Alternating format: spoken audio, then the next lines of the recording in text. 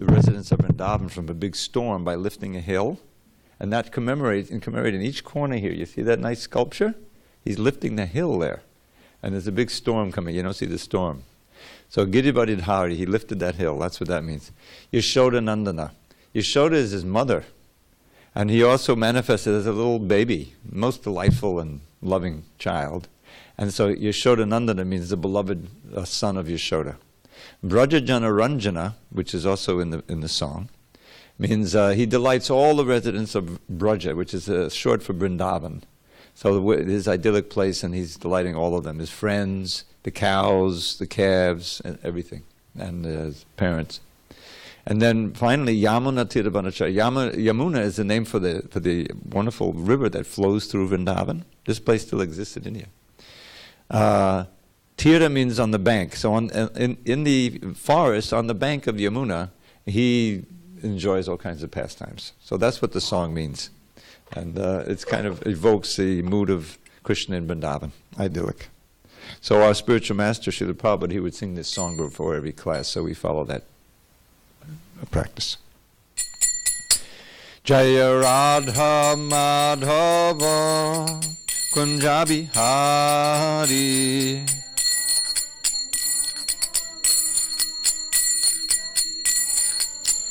Jaya Radha Madhava Kunja Bihari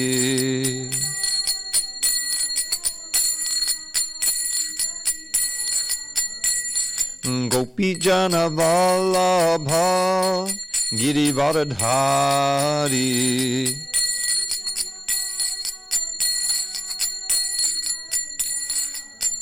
Jaya Gopi Jana Vallabha Girivardhari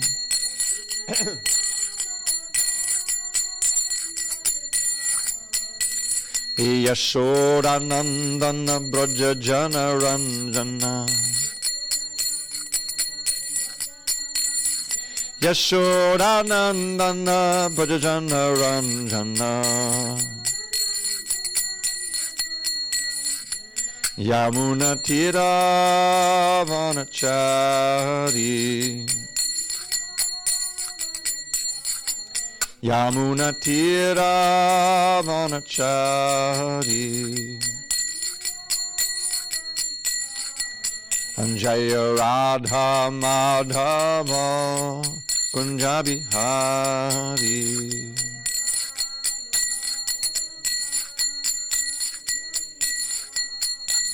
Hare Krishna, Krishna Krishna, Hare Hare, Hare Rama, Hare Rama, Rama Rama, Hare Hare.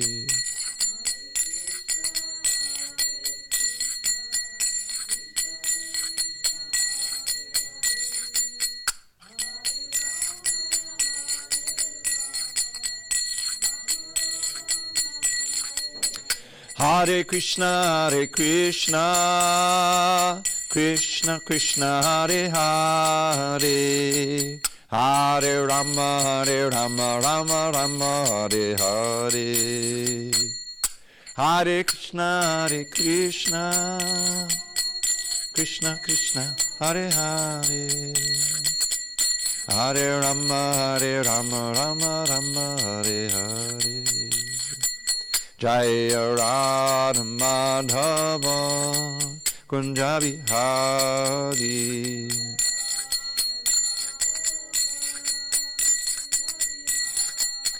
Jaya Radha Madhava Kunjabi Hari.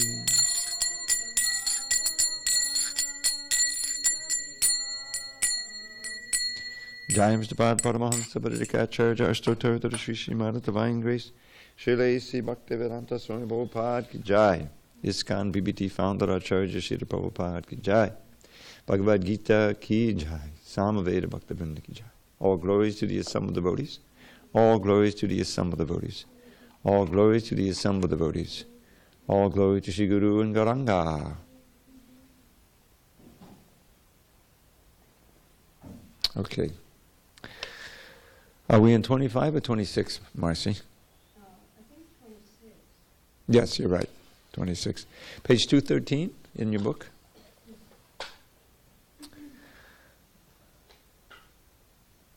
You already have it? Page 213. 213. Okay. Okay. Om Namo Bhagavate Vasudevaya. Om Namo Bhagavate Vasudevaya. Om Namo Bhagavate Vasudevaya.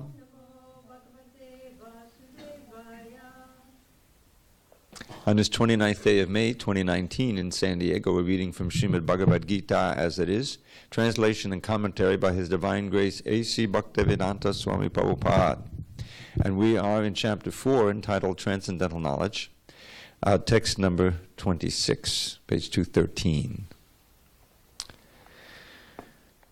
Shotradinindriyanyanye Sangyamagnishu jufati Shabdadin Vishayananya Indriyagnishu jufati Shotradin Indriyanyanye Sangyamagnishu jufati Shabdadin Vishayananya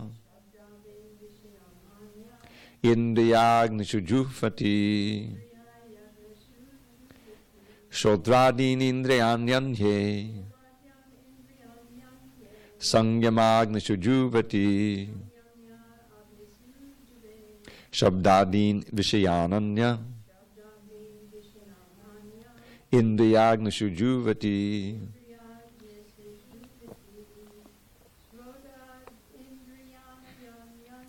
Shrotradin Indriyanyanye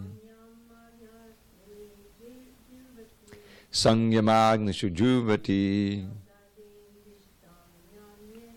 Shabdadin Vishayananya Indriyagnishu juvati. You want to try it, Ace?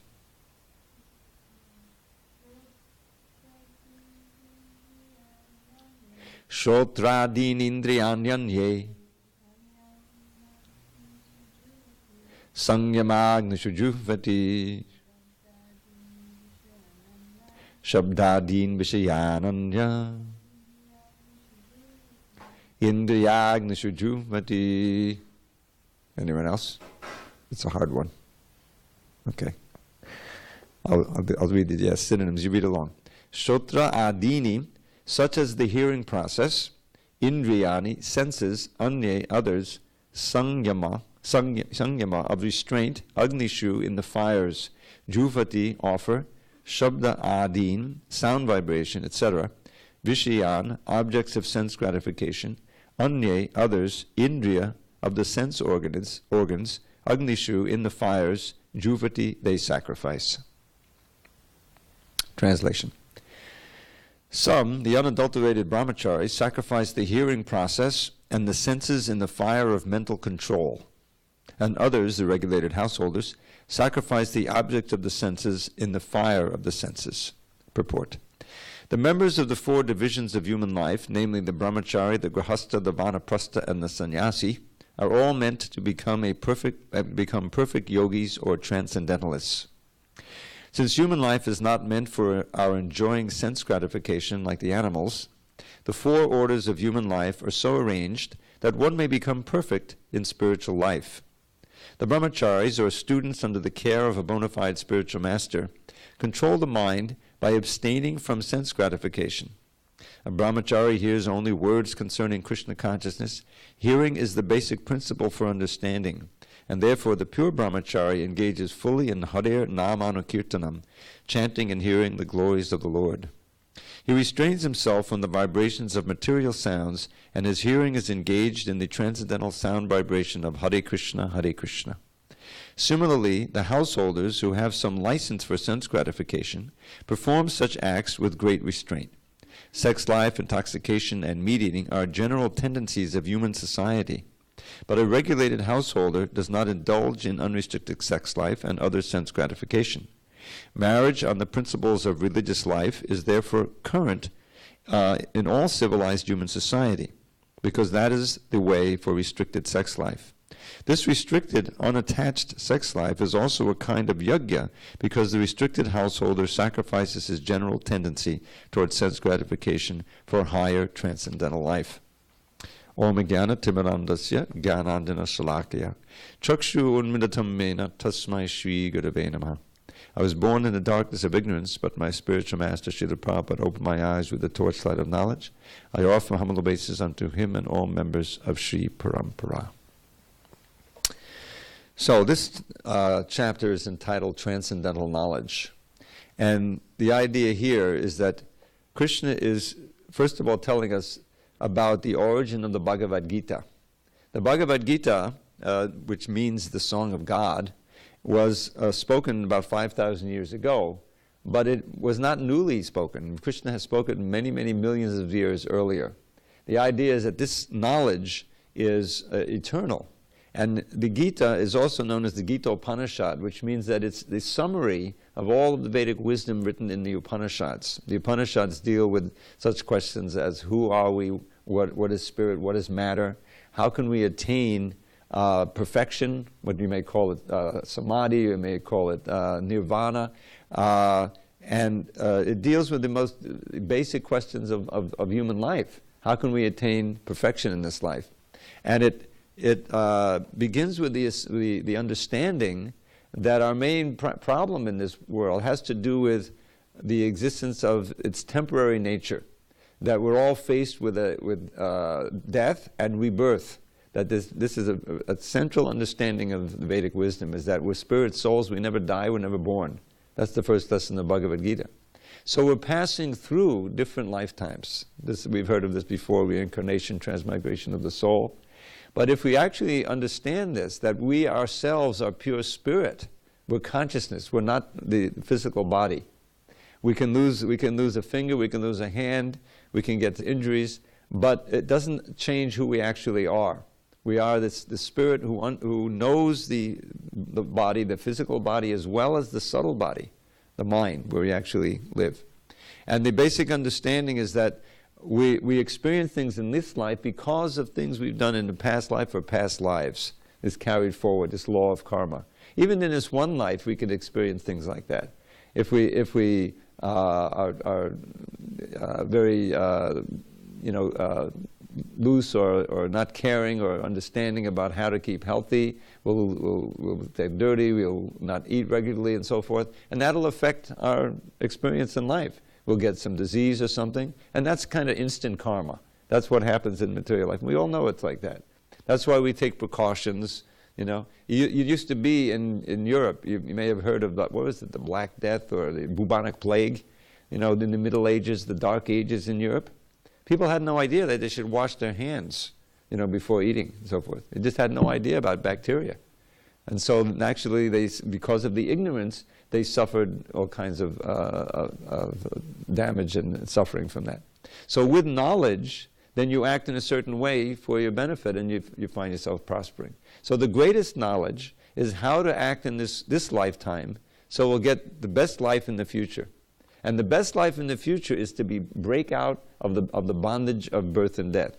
Some of you may have read something about Buddhism, where they talk about the nirvana, or the wheel of samsara, that we try to get off this wheel of samsara, birth, old age, disease, and death.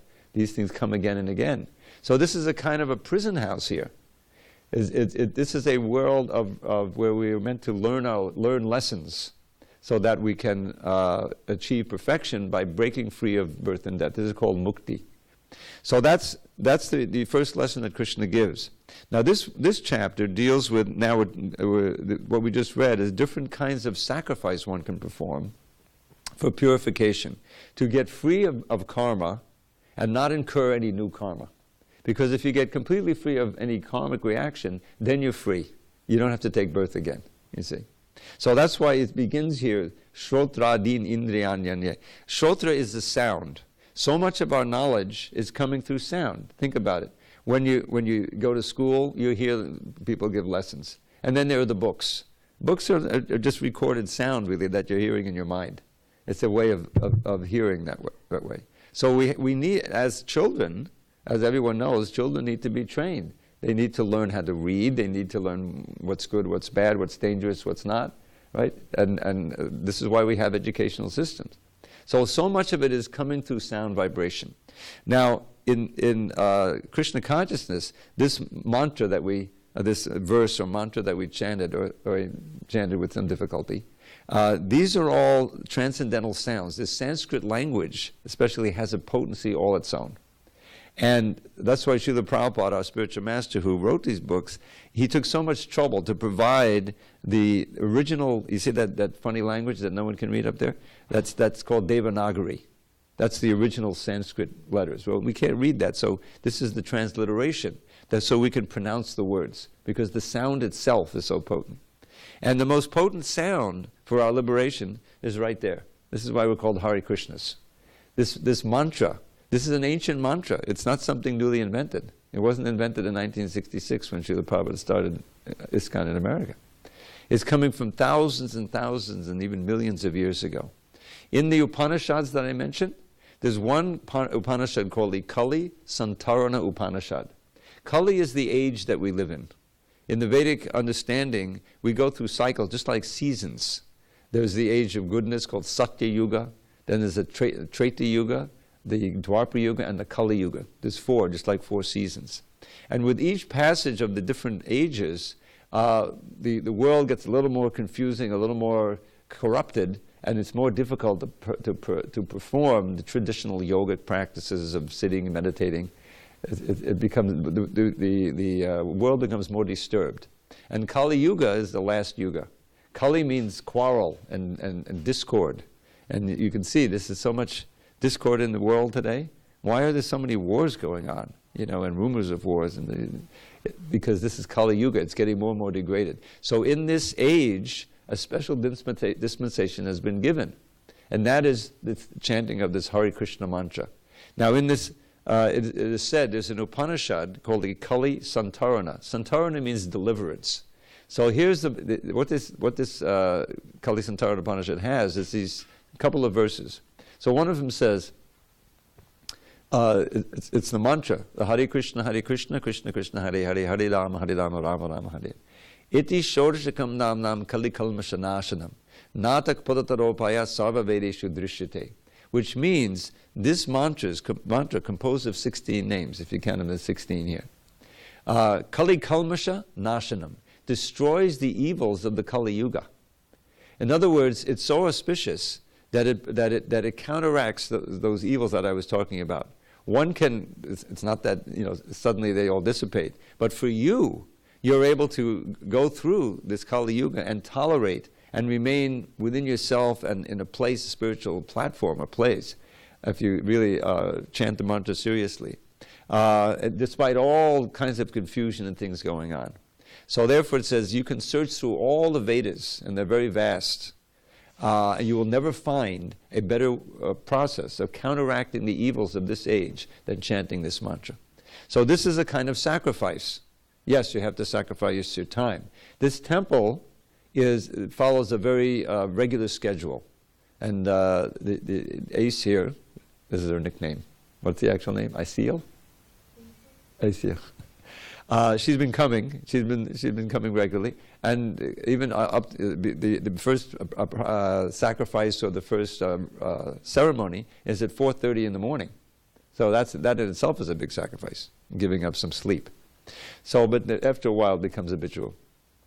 We have a beautiful ceremony where part of it is chanting Hare Krishna. We also chant a beautiful song to the spiritual master and other vibrations. Then we worship a sacred plant. I can get into that later if you want to understand.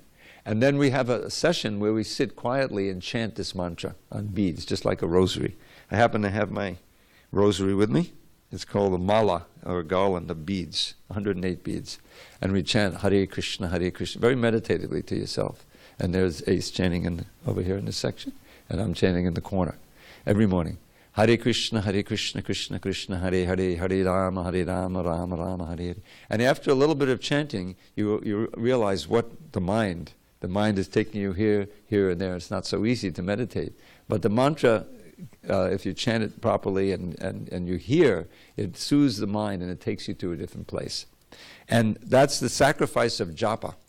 Krishna says in the 10th chapter of this book, he identifies with the best of everything. He says, of bodies of water, I'm the ocean. What could be more awe-inspiring? You go down to the beach here and you see that vast body of water. Very powerful, and there's so much below the surface, isn't it? So Krishna identifies with that body of water. And he says, of all sacrifices, I am the sacrifice of japa chanting, which is what we do every morning here. And you're all invited, beginning at 5:15 to 7:15. So here, it's describing that. The unadulterated brahmacharis sacrifice the hearing process. So that means that the brahmachari means celibate students. So I'm an old brahmachari. I was for 45 years. But from practicing Krishna consciousness, you get more and more appreciation for the transcendental sound, especially the Hare Krishna mantra. It's a manifestation of the divine in sound, is what it is. And the more that you chant and hear and follow certain other principles to keep your purity, the more you can feel that divinity in the sound. And so that's described here. They sacrifice the hearing process and senses in the fire of the mental control.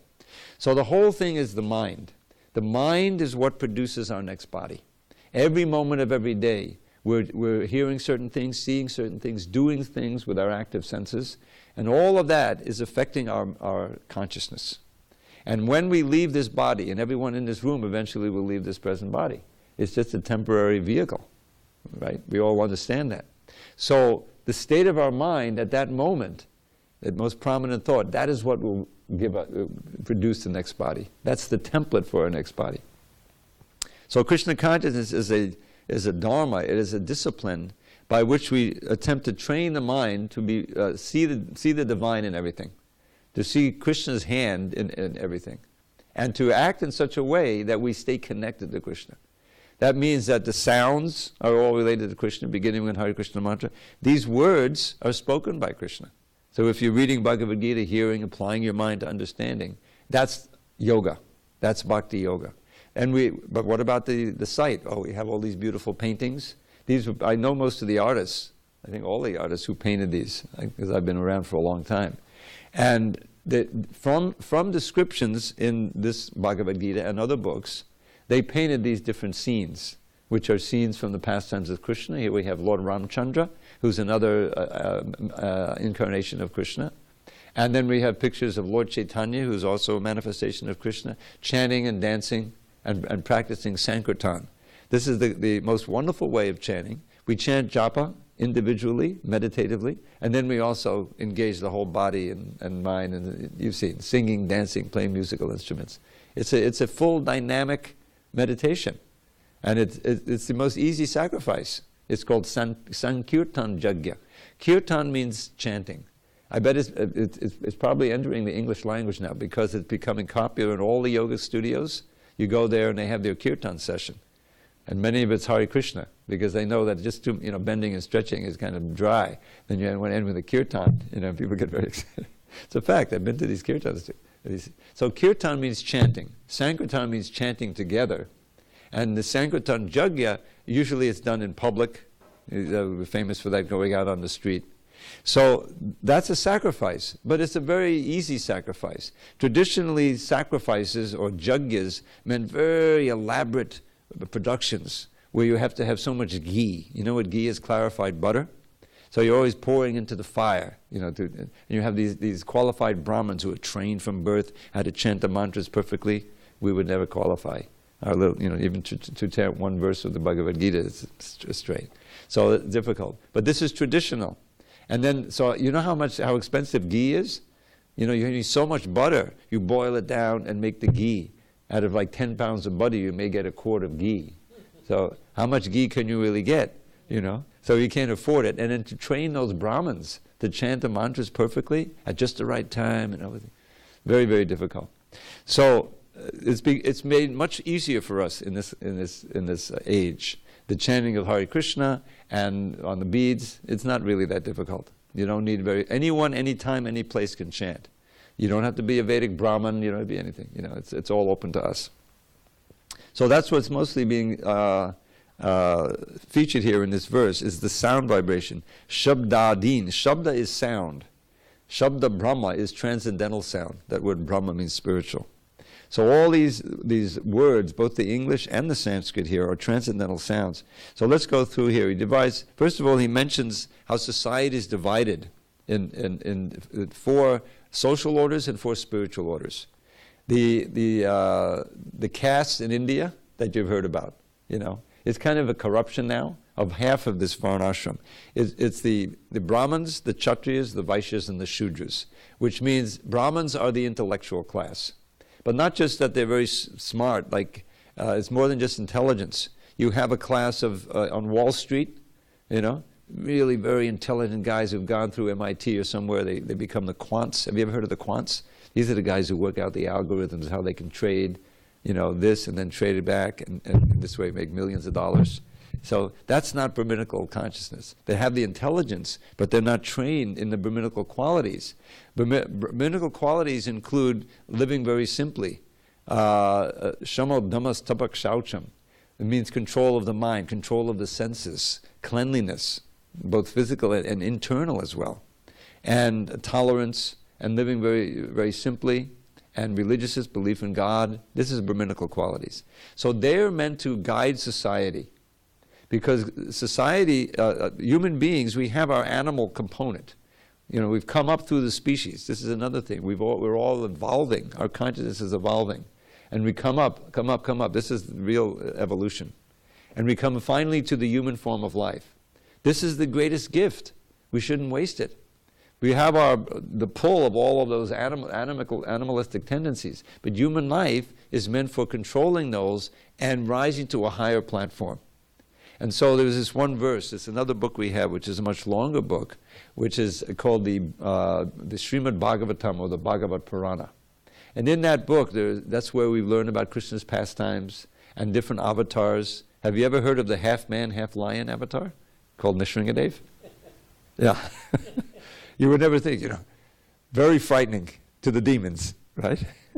Half-man, half-lion. And why half-man, half-lion? Because he had to kill a demon who got a benediction from Brahma that he wouldn't be killed by a man or an animal or anything like that, any created creature. So he appeared in this creature that's not a man and not an animal. He wouldn't be killed in the day or the night. No, then he thought he was immortal. He said, no, there's a time that's not the day or the night, right? The twilight, the evening. He wouldn't be killed inside or outside. Oh, that covers everything. No, he was killed on the threshold of a big temple. You see? So all of that was, the pastime is wonderful, it's spoken in the Bhagavatam. So in that Srimad Bhagavatam, there is instruction from Lord Rishabdev. Now Lord Rishabdev, he's an incarnation of Krishna, and he's speaking to his sons just before retiring. Traditionally, all the great kings, they were not just kings, Raja. Raja means king. They're also rishis, which means wise men. So they're known as Rajarshi. Combination king and wise man. This was the whole idea, is that the kings would be representative of God on earth. But you know how that turned out, right? With all the King Henry VIII and all of that. They were corrupted, right? So finally they kicked out of practically everywhere, except where? Saudi Arabia. They're not Rajarshis leading it. So he kicked out but ideally, in the Vedic age, there were real saints who also became leaders. Can you imagine how wonderful it would be if our president was a Rajarshi rather than who he is right now? Anyway, so he was not only a Rajarshi, but he was actually an incarnation of God. So when he was retiring from his position, he gave his final instructions to his sons, 100 sons, and also many others. And he begins by giving a very kind of, I don't know, you would call it shocking, but it kind of makes you sit up straight, where he's giving the alternative. This is what human life is meant for, and this is how you can attain the highest happiness. So he says, Nayam deho dehabajang niloke, kashtan kama narate vidbujangye. He says, my dear sons and everyone else who is listening, human life is not meant for working very hard to enjoy happiness that even the hogs can understand. That in other words, sense gratification. Then what's it meant for? It's meant for restraining the senses and performing austerities. Tapo divyam. Now this is a very important phrase. Tapasya means austerity. And it has within it the meaning of burning, refining, just like you refine gold. So we have to refine or purify our consciousness through austerity, but divine austerity. Otherwise, the austerity can produce power that is misused. You think about it. If someone wants to become a great doctor or a musician or anything in this world, he or she has to go through austerities. Studying in school, that's certainly an austerity, right? Giving up those things that you may want to do. You can't party all the time. You have to study. You have to hit the books. As someone who wants to be a doctor, I have some friends in Ohio that I visit twice a year. The man and wife, they're both doctors. And when I first met them, the wife was just entering into her internship. It's a trial by fire. You're like working with doctors in hospitals, you know, and you're like a trainee. And sometimes you have like a 32-hour shift, you know. It's kind of a trial. If you can't do it, you can't be a doctor. You can imagine working on your feet, all of the things you have to go through to be a good doctor. Otherwise, people's lives are depending on it. So this is a great austerity. What to speak to get there? I remember when I was in college 50 years ago, and I had some friends who were pre-med, and they said the hardest thing of all is organic chemistry. And that was 50 years ago. You can imagine what it's like now. You know, just all the things you have to find to know in order to pass that. So this is a great austerity, but it's not divine austerity. It's austerity to give you a material position or job or something. So he says, tapo divyam. And those austerities, in the modern age, they've been made very simple. They're basically four. Prabhupada mentions it here. To restrain the sex urge, to have sex life basically for having children in marriage. You know, this is austerity. We have these four regulative principles. In this age, they're great austerities. No intoxication, no illicit sex, no gambling, and no meat eating. Now, the meat eating is the easiest one, because once you come and you taste prasadam, and it's pretty easy to give it up. Especially, you know, when the feast and all these things. So, but still, intoxication can be much more difficult. We know how it can be so addictive in so many things. You rely on that. But that has to be given up. The idea is to clarify the consciousness, not to distort it or cover it or anything like that. And the illicit sex life, brings us deeply into the bodily concept of life. The idea is that we want to transcend the physical as well as the mental concept of life and come to the transcendental state.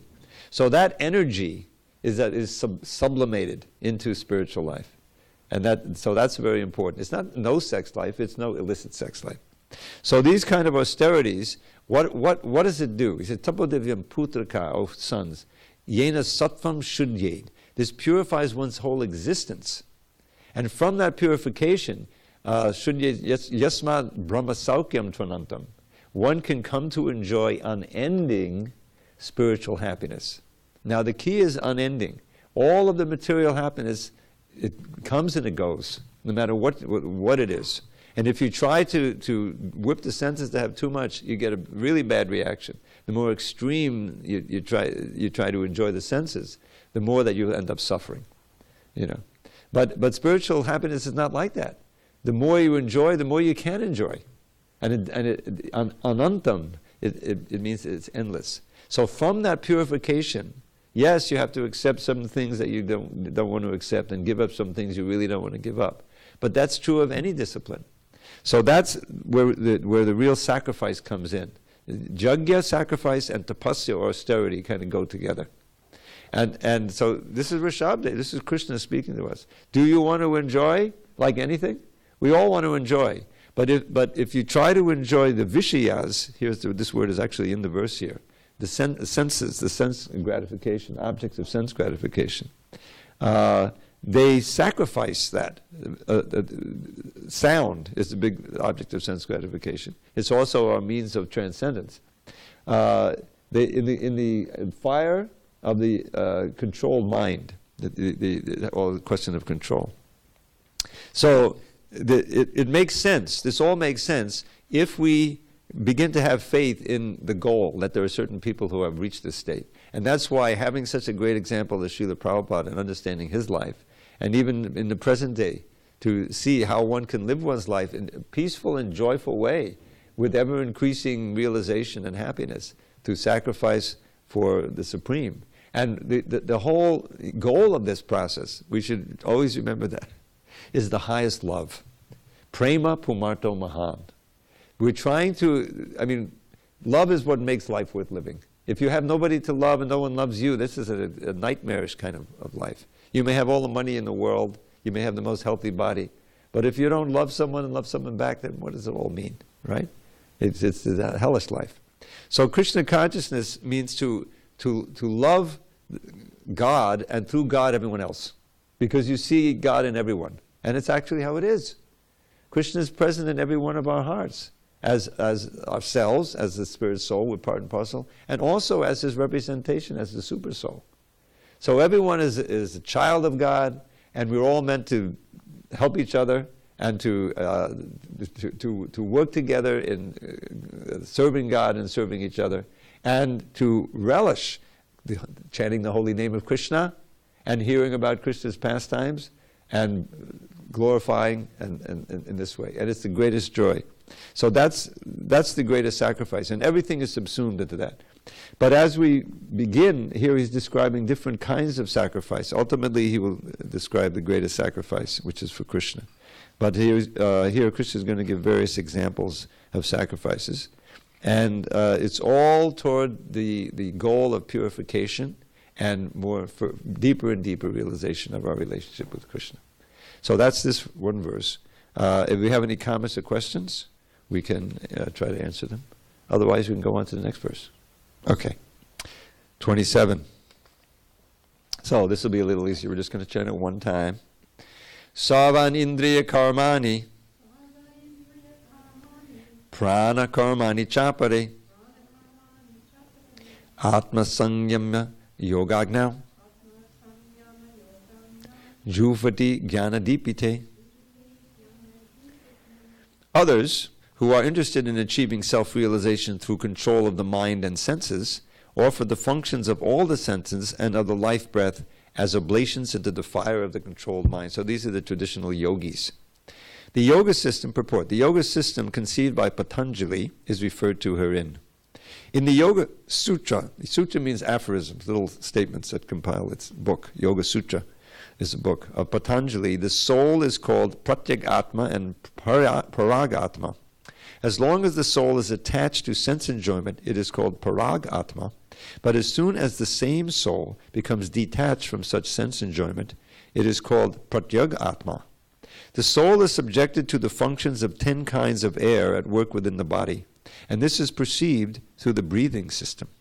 The Patanjali system of yoga instructs one on how to control the functions of the body's air in a technical manner, so that ultimately all the functions of the air within become favorable for purifying the soul of material attachment. According to this yoga system, Pratyagatma is the ultimate goal. This Pratyagatma is withdrawn from activities in matter. The senses interact with the sense objects, like the ear for hearing, eyes for seeing, nose for smelling, tongue for tasting, and hand for touching. And all of them are thus engaged in activities outside the self. They are called the functions of the pranavayu. The apanavayu goes downwards, vyanavayu acts to shrink and expand, samanavayu adjusts equilibrium, udanavayu goes upwards, and when one is enlightened, one engages all these in searching for self-realization. So, most of this is a big mystery to me too. I'm not saying that I understand all this. And I think that let's leave there like that. But I want to teach you a process of pranayama right now that you can practice. It's very simple. Now, pranayama, you may have heard, is probably another English word by now, means control of the prana or the breath. You go to a yoga studio. I haven't been, to a yoga studio to practice yoga in quite a while. We've gone there to chant. But when I was going, that was part of the process. We do these asanas, the stretching and bending and so forth. And then we would sit and we'd do pranayama. Have you ever done, is that like familiar, where you stop one breath and you regulate the breath in and out? It's very calming. The whole idea is to really calm the mind, and it also is healthy for you, deep breathing and so forth. So then there was the process of meditation. This is all kind of integral yoga. And you're already watching the breath, come in and out and breathing in a certain way, very deeply.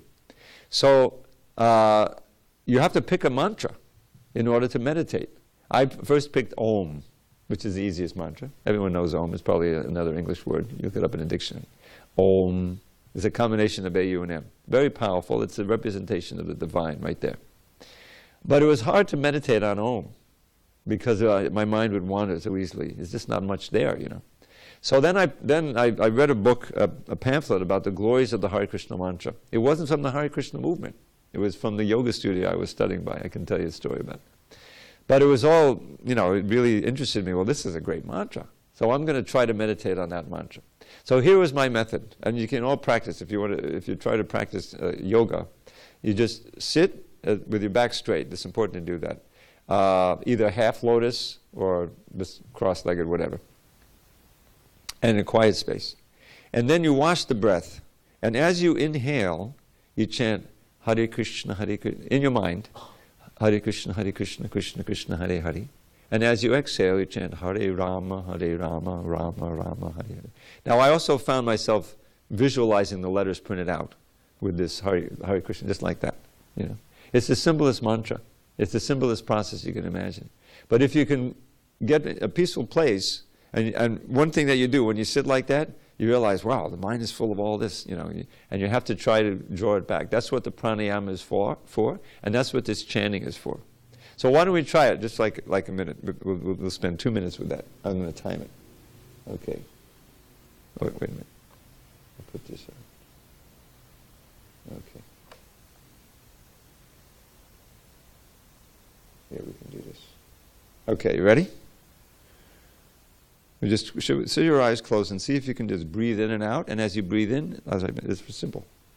Okay. Ready? Let's go.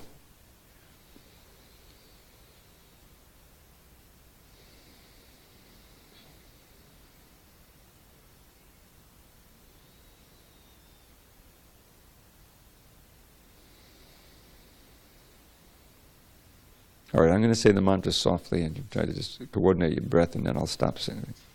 Hare Krishna, Krishna Krishna, Hare Hare. Hare Rama, Rama Rama, Hare Hare. Hare Krishna, Krishna Krishna, Hare Hare. Hare Rama, Rama Rama, Hare. Okay, just do that in your mind now. Hare Krishna.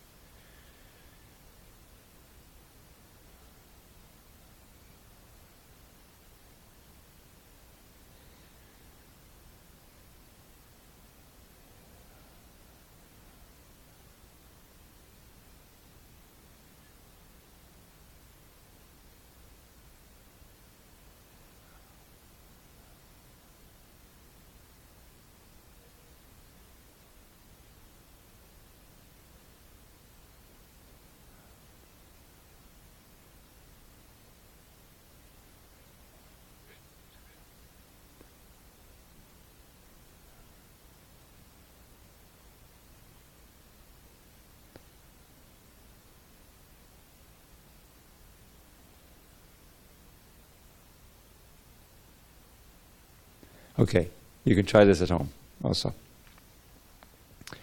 So,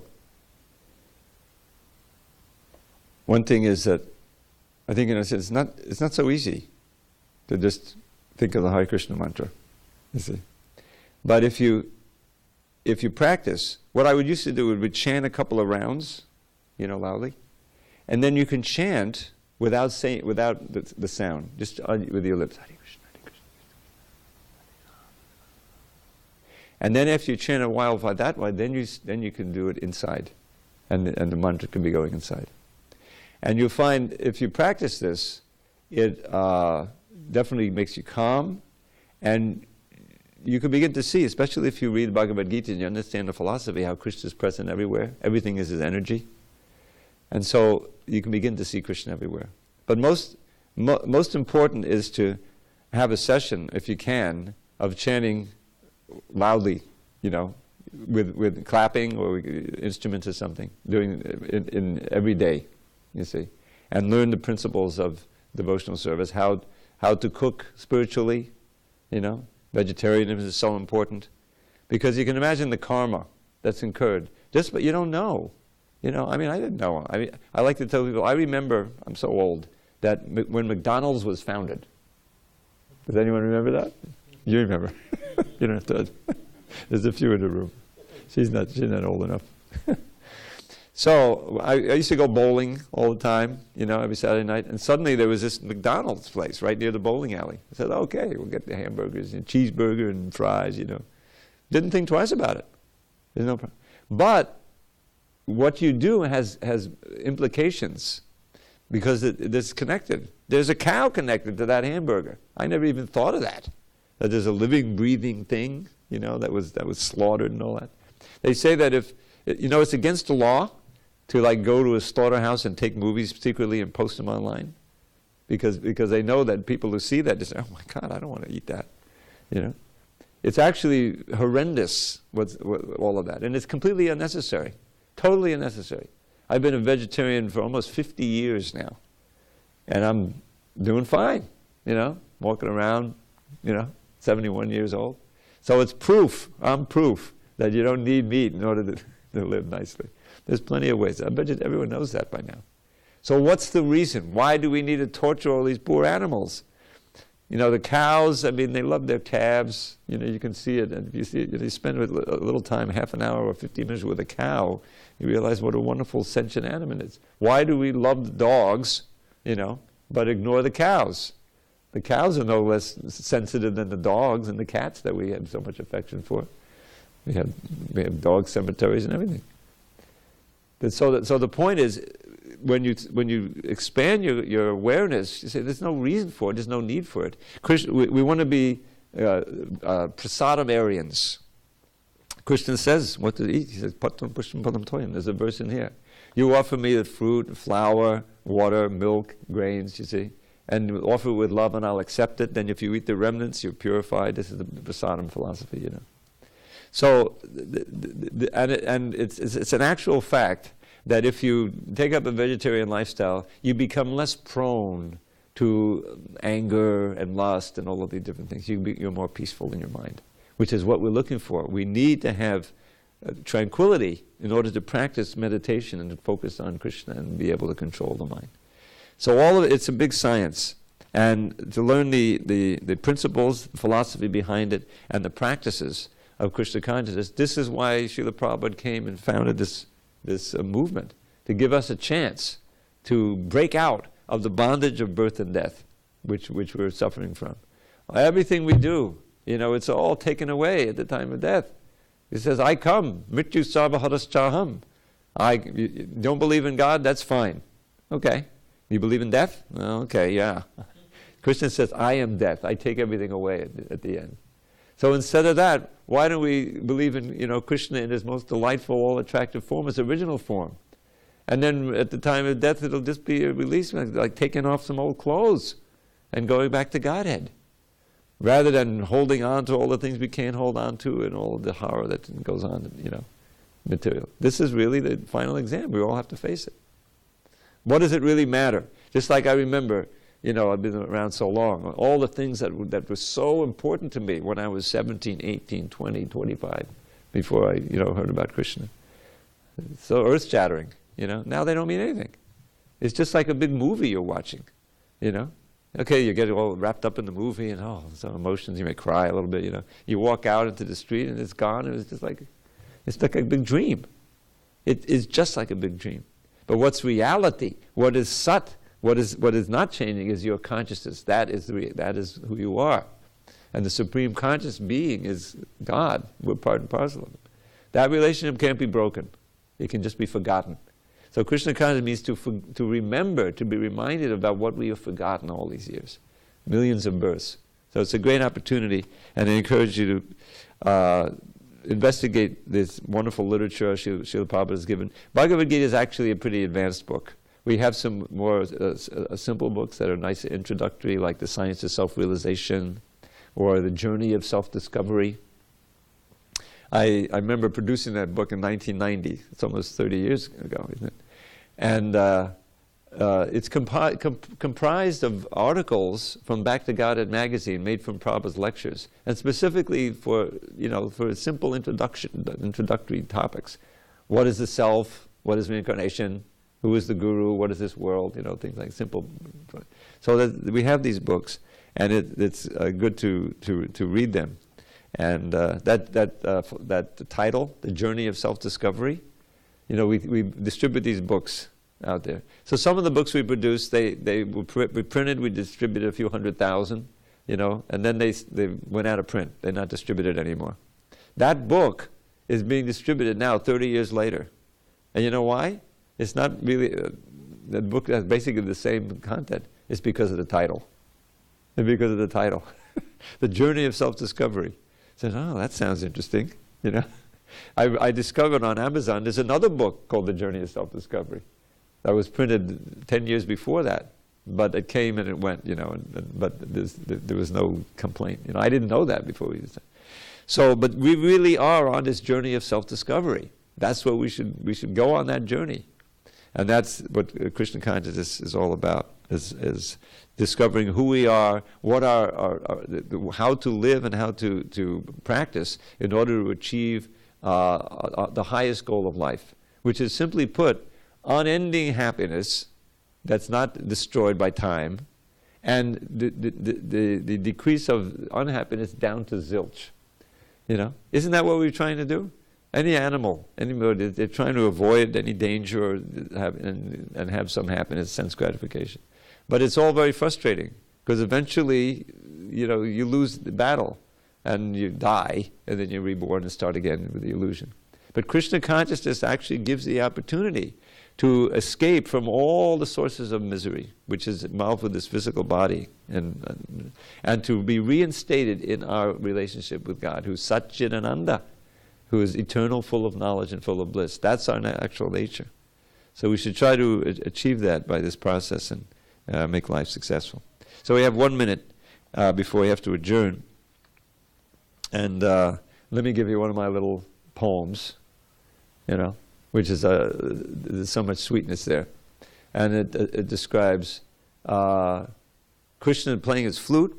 It says, this is Sanskrit, Madodesha Madhudi Mayam, every word begins with M. Madodesha Madhudi Mayamadava Mudadi Mattalika Mugdha Mama Manana Mohana Madamadahi Manaso Maha Maha Moham. Now you can't do that in English. O Master of Mathura, so Krishna was the Lord of Mathura, Vrindavan. O Master of Mathura, lovely Lord of Goddess Shri, the Goddess of Fortune, who plays such manding melodies upon your murali, this type of flute. O Cupid's charmer, please redeem a life till now misspent by joyfully destroying my extreme bewilderment. So it's a prayer for enlightenment to Krishna. And now in a few minutes, if you stay, you'll see Krishna on the altar. All glories to Srila Prabhupada. Thank you very much.